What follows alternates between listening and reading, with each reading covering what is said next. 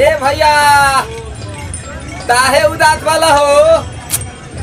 का कोही रे देखना बड़ी लाइन लागल बा। लाइन लगल बा तो दा ना तू है भिरिया में दल चढ़ा दो। उजा जल चढ़ता कि भांग चढ़ता? आथा बुझ गई नी यही थे थावन में बाबा बाबुलाई लहलन। अरे तो एकर कोनो उपाय बा? बानू इनता ते दो थल दली पियावे ते परी का रे? अब थू ना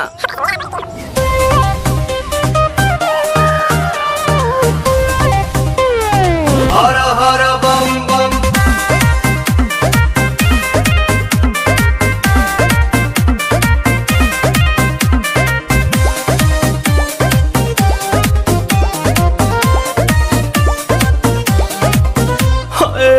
टेंशन में रहतानी काहे भोले दानी अभांगा जा छोड़ दी साफा लइकन के कहल मानी अजता जलाइल बानी अखिया खोली देख ली ना पीली पुदीना पुदीना पीली पुदीना पीली पुदीना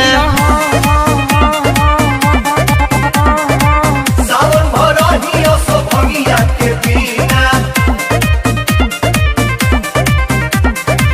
रे बबिया ना पिहन का रे? लोता ना भैया हम पियावा तनी। हाँ पिया।